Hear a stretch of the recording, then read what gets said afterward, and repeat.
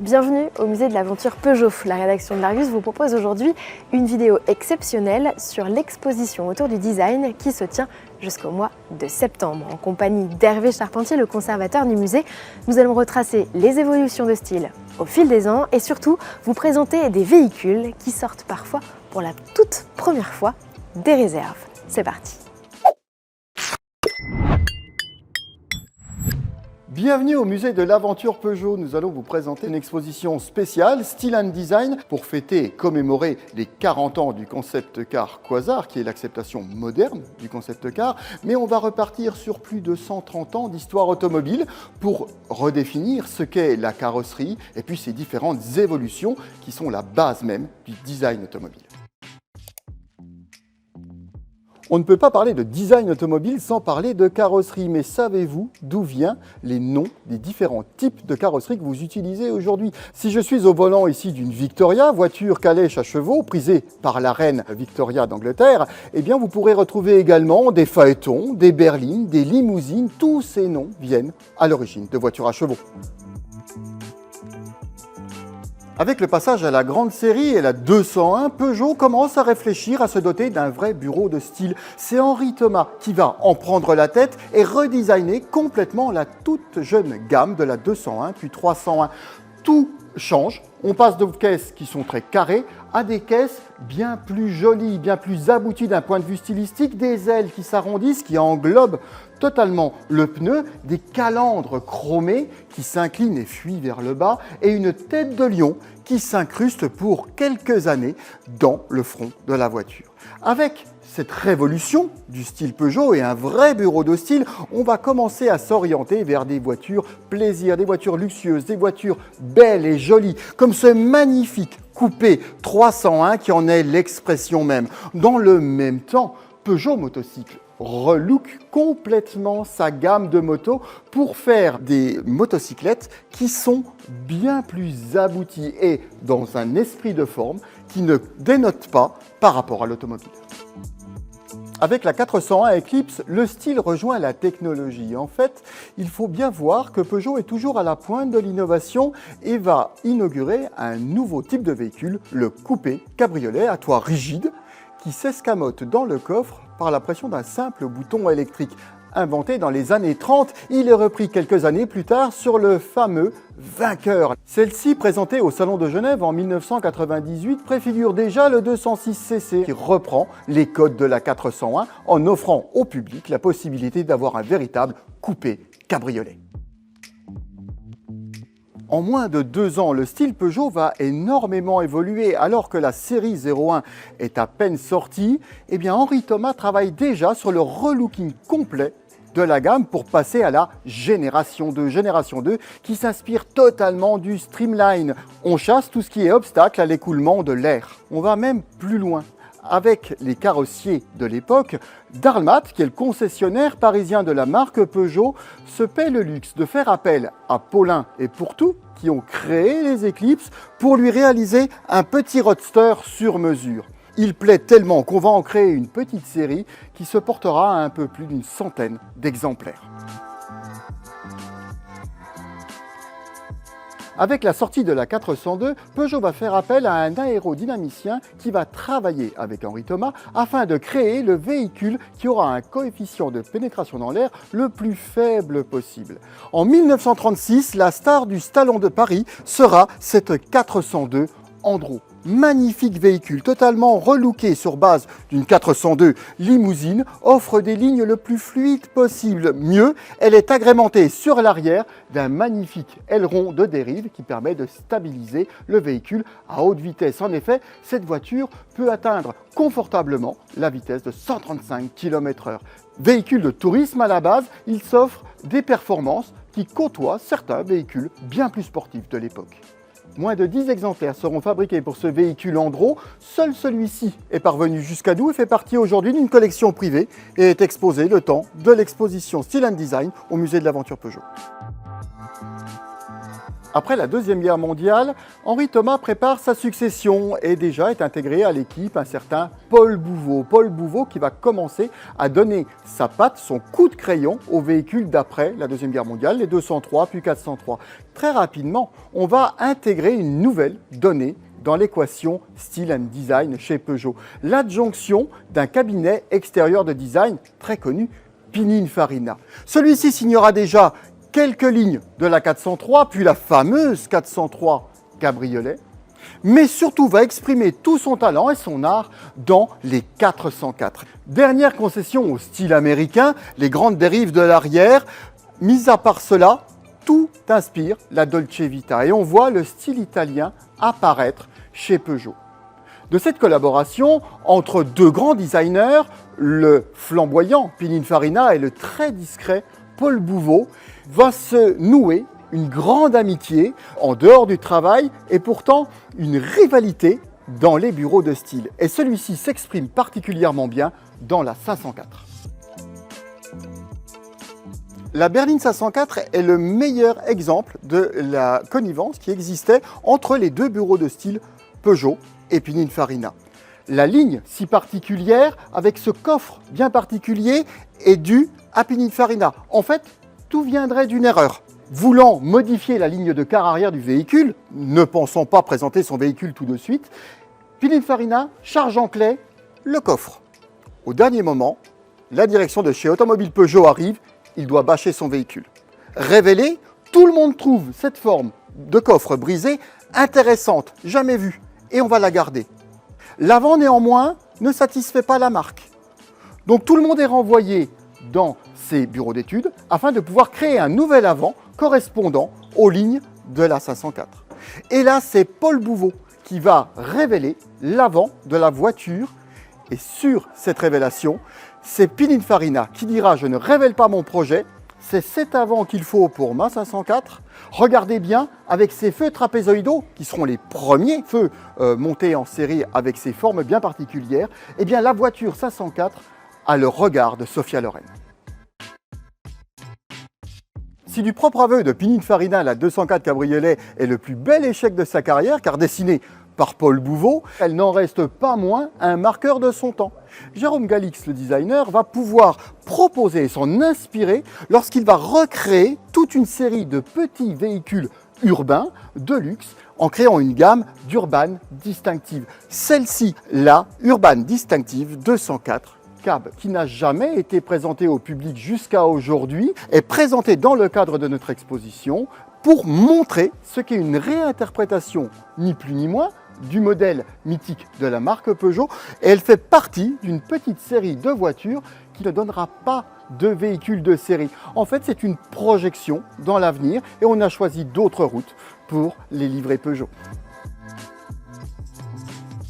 Pininfarina va continuer de proposer des études de style totalement innovantes à la marque Peugeot au travers de concept cars comme par exemple Peugeot, mais également Griffe 4 devant lequel je me tiens, qui sort en 1985. Cette voiture en 1985 préfigure déjà ce qui aurait pu être le coupé 405. Attention, la berline ne sortira que 2 ans plus tard. En fait, il s'agit de proposer de manière détournée déjà à Peugeot de remplacer le fameux coupé 504 produit par la marque italienne. Griffe 4 est un des derniers concept cars qui est arrivé via les collections de Pininfarina dans les collections de l'aventure Peugeot et présenté pour la première fois au grand public dans le cadre de notre exposition. Nous sommes ici devant Quasar. Quasar, c'est le prétexte qui va nous permettre de lancer cette exposition puisque celui-ci fête ses 40 ans. C'est en fait l'acceptation moderne du concept car et sa réinterprétation pour Peugeot par Gérard Velter. Grand nom du style et du design, il va proposer une voiture qui s'affranchit de tous les codes, qui s'affranchit de tout ce qui est lié à la production automobile.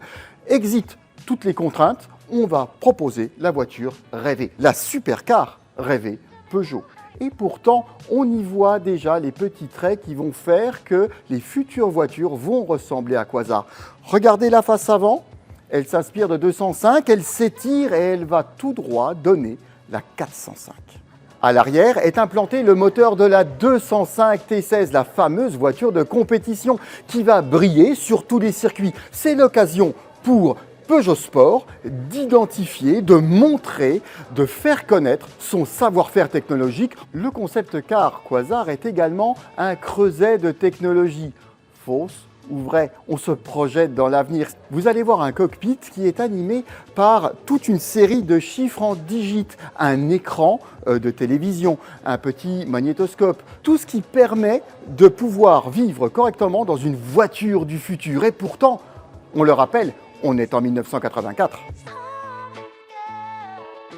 2 ans plus tard, Peugeot propose Proxima, qui tire son nom de Proxima du Centaure, l'étoile la plus proche de notre Soleil. Avec ce concept car, Peugeot continue d'offrir des lignes de plus en plus allongées. On le retrouvera dans les voitures de série quelques années plus tard. Une fois de plus, ce projet est uniquement réservé au style. Il est animé par une mécanique V6, 24 soupapes, 600 chevaux, magnifique, mais n'est pas effective. On ne peut pas rouler. Avec Proxima, on n'est pas encore dans l'ère des concept cars roulants. Avec Ion en 1994, Peugeot exprime une fois de plus son évolution du véhicule électrique. Lion, comme on pourrait l'appeler, est un véhicule urbain, électrique, destiné au centre-ville. Ion est une expression un peu plus aboutie du concept Tulipe qui avait déjà été présenté comme mini-véhicule urbain par excellence. Avec Proxima, on commence à avoir des lignes qui s'arrondissent. Ion est l'expression finale de ce basculement de génération. On est en 1994, rappelons-le, et les lignes sont beaucoup plus douces sur toutes les voitures de la gamme. Pour le bureau du design Peugeot, les concept cars sont l'occasion de pouvoir s'amuser. Créer quelque chose qu'on ne voit pas, qui n'est pas forcément destiné aux véhicules de série, mais pouvoir proposer des choses et en style et intégrer de la nouvelle technologie. Avec Escapade, Peugeot se lance dans le monde des SW. Il préfigure en fait tout simplement une nouvelle déclinaison de sa petite 206 pour en faire un break. C'est vraiment le tout début du projet et on voit qu'en fait ce petit Escapade est basé sur une berline 3 portes. Néanmoins, il est plein de petites curiosités comme par exemple, même si ça ne se voit pas forcément, le toit va pouvoir coulisser en plusieurs parties et basculer sur l'arrière. C'est un véhicule découvrable. De plus, la porte arrière semble accueillir une roue de secours comme un véritable baroudeur et la porte arrière s'ouvre latéralement. On est au tournant du siècle, à l'an 2000, et Peugeot va présenter sa version de la mobilité urbaine avec une série de plusieurs petits véhicules, tous plus fun les uns que les autres, avec des motorisations différentes, des architectures différentes, comme par exemple Vroomster, qui est inspiré en partie d'une voiture tandem des années 20. Dans le même temps, nous pouvons présenter également Idol, qui est une version d'une petite voiture urbaine avec un caddie qui est intégré à l'arrière de la voiture, mais également Bobsled, qui est une voiture qui ressemble un peu dans sa conception à un bobsleigh où les passagers sont les uns derrière les autres. Après le passage en l'an 2000, Peugeot étudie en 2004 ce qui pourrait être le coupé 607. Celui qu'on appelle coupé Z9, du nom de son projet, est en fait une étude qui va permettre de révéler des formes exceptionnelles à la fameuse berline grand luxe de la marque Olion. Avec ce coupé, on va en fait entrer dans quelque chose qui est très abouti. Néanmoins, avec le manque de rentabilité prévu pour ce projet, Automobile Peugeot choisira de l'écarter. Il restera secret durant des années, jamais présenté au public. Il va être dissimulé. Pourquoi? Tout simplement parce que, 1.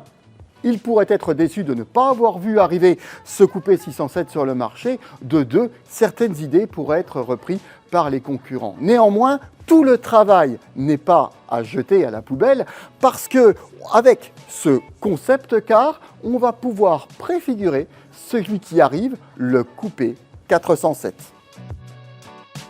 407 Elixir offre une cure de jouvence au coupé en offrant un véritable habitacle pour 4 personnes dans un grand confort. C'est vraiment la ligne directrice de ce projet. C'est donc une petite révolution, une proposition de style, de quelque chose que les Français aiment beaucoup, le coupé, qui est malheureusement souvent sacrifié sur l'autel des places arrière bien trop restrictives. Avec le 407 Elixir, on s'achemine vers la fin de l'ère Velter et on se dirige vers SR1, qui est en fait le premier enfant de Ploué et Vidal.